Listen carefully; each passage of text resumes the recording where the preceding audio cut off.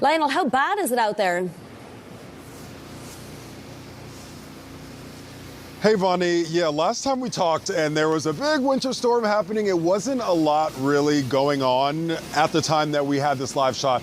The snow that you see behind me has been coming down constantly since yesterday afternoon, and it is expected to continue throughout the day. There is actually a travel ban in place in New York right now. It's been the case since 9 p.m.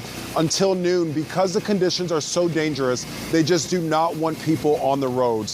Snow has been falling up to 3 inches an hour in some places.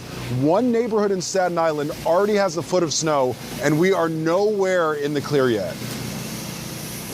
Yeah, it's going to continue for hours, as I understand it, Lionel. What is the latest in terms of how long we should expect this to last and whether it will stay on the ground afterwards like it did last time and become big blocks of ice in everybody's way? I am really hoping that that will not be the case. You hear the complaints of everyone here in New York that the snow piles finally started melting, and here we are in this situation again. They are expecting things to ease up for us here in New York by this afternoon, but for some parts of New England, they will not get a reprieve until at least tomorrow. So this is going to be a ripple effect, and we're already seeing flight cancellations and delays, and that will be the case for much of the week.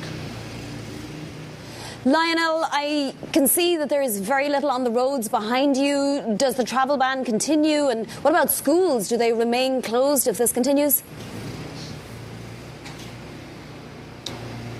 So this is some positive news in all of this, but it also shows you just how serious the situation is. The last time we had a lot of snow, kids were put in remote learning. This time the mayor actually announced it by calling a student and letting them know that they have an old school snow day. There is no online learning. There is no logging in. School is completely canceled today. But I think that really shows the magnitude. They want to make sure that the teachers and the staff and the families can take care of themselves and keep themselves safe in all of this as well.